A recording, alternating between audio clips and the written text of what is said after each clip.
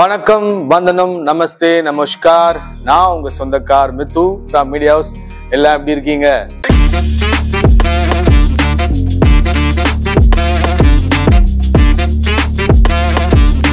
ஒரு கலைஞனின் கலை பயணம், அது ஒரு டிராவல் தான். இனிக்கும் டைம் வேஸ்ட் பண்ண வேணாம், சம் எக்ஸ்பீரியன்ஸ் கிடைக்கும். வெயிட், வாங்க பார்க்கலாம். You could try to play it, but you're never gonna beat me. Look the other way, what I'm doing ain't easy. Bloody hands stained from the people who deceive me. Muddy hands break through the chains, go free me. He got the venom, a tangible weapon, no coming in second. This life is a lesson, he got a new engine from pain, it's a blessing. New focus, no guessing, just bold and obsession, all in his possession. You got their attention, I'll leave an impression and take a redemption. Just kill no discretion, your mind is a weapon. 11-11, it's time for progression. You could try to play it, but you're never gonna beat me. Look the other way, what I'm doing ain't easy. Bloody hands stained from the people who deceive me. Muddy hands break through the chains, go free me.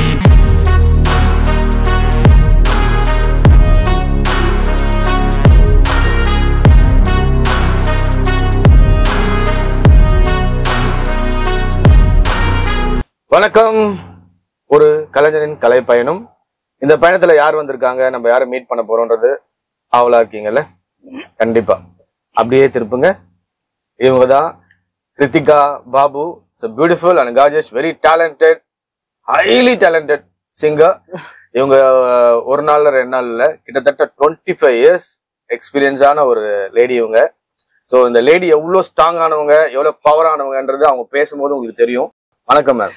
வணக்கம் sir, எப்படி இருக்கீங்க? நல்லா இருக்கீங்களா? நல்லா இருக்கேன் ma'am. இப்போ ஒன்றும் இல்லை, சிம்பிளா என்னன்னா, ஹூஸ் கிருத்திகா? கிருத்திகானா யார்? கிருத்திகானா ஒரு பாடகி. 25 வருஷத்துக்கு மேல பாடிட்டு இருக்கேன். ஃபர்ஸ்ட் என்னோட ஜேர்னி வந்து லைட் மியூசிக்ல தான் ஆரம்பிச்சது.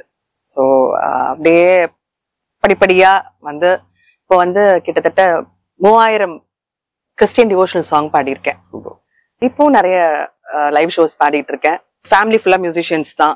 என் ஹஸ்பண்ட் மிஸ்டர் பாபு, அவர் கீபோர்ட் பிளேயர் தான். எனக்கு 2 பசங்க. ஸோ 2 பேருமே they are into music field தான். எந்த வயசுல ரொம்ப இம்ப்ரெசிவா இதை நம்ம கத்துக்கணும், இந்த இந்த இந்த இதுல நம்ம பயணத்துல நம்மளும் இருக்கணும், இந்த ப்ரொஃபஷனல் வந்து டிராவல் பண்ணணும்னு எப்ப ஆசைப்பட்டீங்க? எங்க அப்பா வந்து ஹீஸ் அ ஃபிலிம் ஆர்டிஸ்ட். என்னோட டாடி வந்து ஒரு காமெடி ஆர்டிஸ்ட் ஆக்சுவலா. சோ அவங்க ஃபேமிலி எல்லாருமே வந்து தே ஆர் இன்டு மியூசிக் தான். சோ கர்நாடிக் மியூசிஷியன்ஸ் எல்லாருமே. சோ சின்ன வயசுலயே எனக்கு பாட்டு கத்து கொடுத்தாங்க. கத்து கொடுத்ததுக்கு அப்புறம் எப்படி லைட் மியூசிக் ஃபீல்டுக்கு வந்தேன் அப்படின்னா, அது ஒரு இன்சிடென்ட் தான் ஆக்சுவலா. ஒரு ஃபங்க்ஷனுக்கு போயிருந்த போது திடீர்னு மேடை ஏத்தி விட்டாங்க. பாடினோன்னு ஓகே நல்லா பாடுறீங்க அப்படின்னா அங்கேருந்து தான் பயணம். அதாவது இதை ப்ரொஃபஷனா எடுத்துக்கணும் அப்படின்றது வந்து இன்டென்ஷனா நடக்கல. அது வந்து ஒரு ஆக்சிடென்டா தான் நடந்துச்சு. ஒரு பிகினர்னா இந்த மாதிரி பாடினா அவங்க டோன் இப்படி வரலாம், இப்படி அவங்க நல்லா அப்சர்வ் பண்ணலாம் அப்படின்ற மாதிரி ஒரு பிகினிங் ஓரியன்டடு. அதுக்கப்புறம் வந்து அது டிரான்சிஷன். அது வந்து அதே ஒரு சினிமாட்டிக்காவோ இல்லை ஸ்டேஜ்ல பாடுறதா இருந்தா இந்த மாதிரி சாங்ஸ் எடுத்து பாடலாம். அதுக்கப்புறம் நல்ல ஒரு ப்ரொஃபஷனல் ட்ரைனரா வந்ததுக்கு அப்புறம் இப்படி பாடலாம். அந்த ஒரு 3 வேரியேஷன்ஸ் உங்ககிட்ட இருந்து எதிர்பார்க்கிறேன். ஆக்சுவலா வந்து பிகினர் அப்படின்னும் போது ராவா தான் இருக்கும். நமக்கு அதை பத்தி என்னன்னு தெரியாது. என்னோட பர்சனல் எக்ஸ்பீரியன்ஸ் நான் சொல்றேன். இப்ப நம்ம ஒரு கர்நாடிக் ஒரு சாங் பாடுறோம். பண்டூரி திகோலு ராமா, இந்த மாதிரி ராவா இருக்கும் நம்மளோட. அந்த மாதிரி கொஞ்சம் வெயிட்டா நம்ம வாய்ஸ் கொடுத்தாதான் அந்த கர்நாடிக்க வந்து நம்ம வந்து ஒரு ஜஸ்டிஸ் பண்றோம் அப்படின்னு அர்த்தம். ஒரு மெல்லிசை பாடுறோம் அப்படின்னும் போது, பூவில் தோன்றும் வாசம் அதுதான் ராகமோ, இளம் பூவை நெஞ்சில் தோன்றும். இந்த மாதிரி வந்து நம்ம வாய்ஸை நம்ம சாஃப்ட் பண்ணிக்கணும். கர்நாடிக் மியூசிக்லயுமே வந்து அந்தந்த ரசத்துக்கு ஏத்த மாதிரி அந்த இடத்துல எக்ஸ்பிரஷன்ஸ் நம்ம கொடுக்கணும். இன்னும் நம்ம மெல்லிசை பக்கம் வந்துட்டோம்னு வச்சுக்கோங்களேன். இப்ப உங்களுக்கே தெரியும், நீங்க மீடியா சைட்ல தான் இருக்கிறதுனால ஒரு டைரக்டரோ ஒரு ப்ரொடியூசரோ வந்து இந்த மாதிரி சிச்சுவேஷன், இந்த மாதிரி சாங் வேணும் அப்படின்னும் போது, ஒரு சோகமான பாடல் போது நம்ம அந்த சோக ரசத்தை வந்து நம்ம குரல்ல கொண்டு வரணும். சோ லைட் மியூசிக்ல வந்து அது கொஞ்சம் நம்மளுக்கு சேஞ்ச் ஆகும். வாய்ஸ் வந்து கண்டிப்பா சாஃப்ட் பண்ணிடணும். அதே நேரத்துல அந்த ஃபீல் நம்ம வந்து ஒவ்வொரு பாடலுக்கும் எந்த மாதிரி ஃபீல் வேணுமோ அந்த ஃபீல் நம்ம கொடுத்தே ஆகும். நிகழ்ச்சிகள்லாம் எங்களை கூப்பிட்டு வந்து உடனே ஒரு பாட்டு 2 பாட்டு அப்படிலாம் கொடுத்துட மாட்டாங்க. ஃபர்ஸ்ட் நாங்க வந்து கோரஸ் தான் பாடணும். கோரஸ் பாடிட்டு அதுக்கப்புறம் ஒரு பாட்டு, அதுக்கப்புறம் 2 பாட்டு, அதுக்கப்புறம் நம்மள டெவலப் பண்ணிக்கிட்டு பிராக்டிஸ் பண்ணிட்டு நம்மள ப்ரூவ் பண்ணிட்டு தான் நம்ம வந்து அந்த விதத்துல வந்து எங்களுக்கு வந்து ரொம்ப ஹெல்தியான இருந்துச்சு. அந்த காலத்து சிங்கர்ஸ்க்கு வந்து ரொம்ப ஹெல்த்தியான ஃபீல்டா இருந்துச்சு. இப்ப வந்து அந்த மாதிரி இல்ல. இப்ப சோசியல் மீடியாஸ் வந்ததுனால குழந்தைங்கல இருந்து அப்படியே பாட வந்துட்டு உடனே வந்து அவங்க ஒரு ஸ்டார் ஆயிடுறாங்க. சோ அது ஒரு நல்ல விஷயம் தான், இல்லன்னு நான் சொல்ல முடியாது. அந்த காலத்துல இல்ல அப்படின்றதுதான் எங்களுக்கு ஒரு வருத்தமே தவிர. உங்களுக்கு ஞாபகம் இருக்கா நீங்க ஃபர்ஸ்ட் அந்த சின்ன வயசுலயே உங்களுக்கு கத்து கொடுத்தாங்க இல்லையா? ஆமா.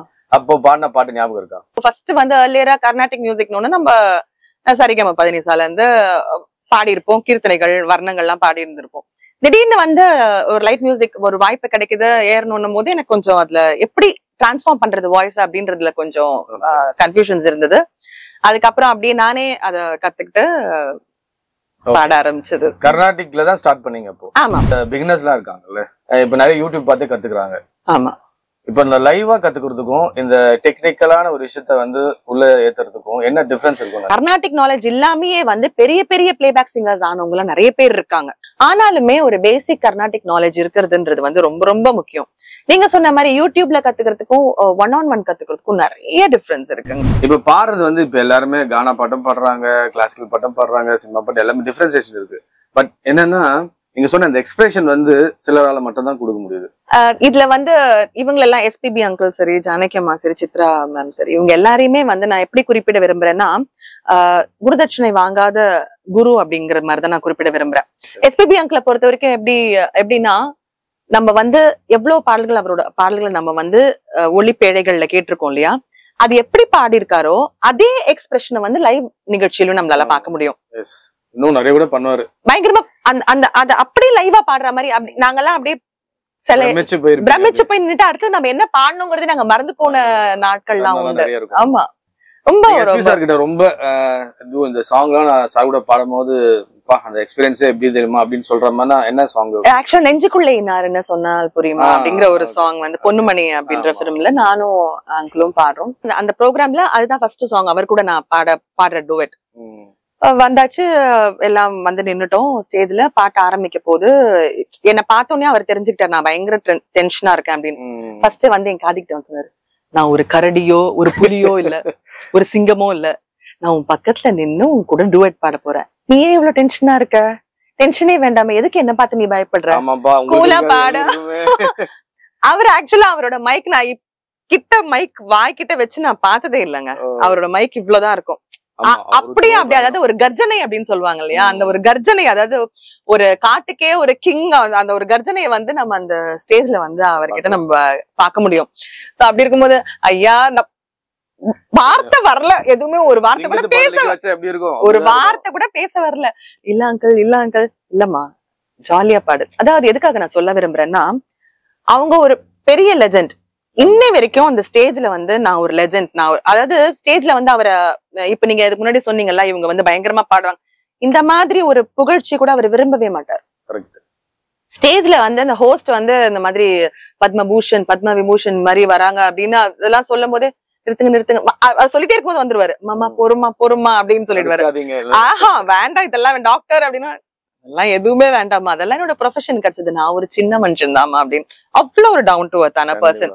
சோ அந்த மாதிரி எதையுமே எதிர்பார்க்காம அவர் என்ன பண்ணுவாருன்னா, அப்படியே நம்மள வந்து அவ்வளவு கூல் பண்ணி, நம்ம பாடுறதுக்கு முன்னாடி நம்ம எவ்வளவு டென்ஷன்ல இருந்தாலும் அவ்வளவு கூல் பண்ணி நம்மள வந்து ஒரு நம்மளோட ஒரு எல்லாமே அடங்கி ஓகே நம்ம பாட போறோம் அப்படின்ற ஒரு ஸ்டேட்டுக்கு வர்ற வரைக்கும் அவர் வந்து அவ்வளவு அழகா வந்து கன்வின்ஸ் பண்ணுவார் நம்மள, பயப்பட வேண்டாம் அப்படின்னு சொல்லி பாட வைப்பாரு.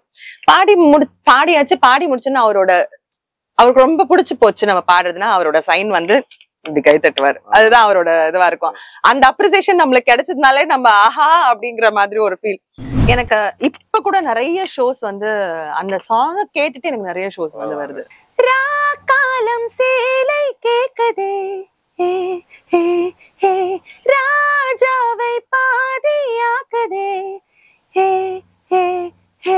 எங்க ஃபேமிலி எல்லாம் ஃபுல் அண்ட் ஃபுல் இதே நம்பி இருக்கிறவங்க தான் எல்லாரும். ரொம்ப பாதிக்கப்பட்டது எதுன்னு பார்த்தா என்டர்டைன்மெண்ட் ஃபீல்டு தான். இந்த நிகழ்ச்சியை பார்த்துட்டு நாங்க தூக்கம் மருந்து இல்லாம தூங்குறோம் அப்படின்னா இது எவ்வளவு பெரிய ஒரு கிரெடிட். 90s வரைக்கும் அந்த சாங்ஸை வந்து நம்ம எவ்வளவு ரிப்பீட்டடா ஷோஸ்ல பாடுறோம். இப்ப இருக்கிற சாங்ஸ் வந்து அது அந்த எதோட நின்னு போகுதுன்றத வந்து நம்ம நிறைய எக்ஸ்பீரியன்ஸ் பண்ணிட்டு இருக்கோம். இந்த படத்துக்கு இசையமைச்சது வந்து 2 பேரு, மாஸ்டர் இளையராஜா அவர்களும் மெல்லிசை மாமன்னர் MS விஸ்வநாதன் அவர்களும். மலை காத்து வீசுற போது மல்லிய பூ பாடாதா, மழை மேகம் கூடுற போது வண்ணமயில் ஆடாதா, என் மேனி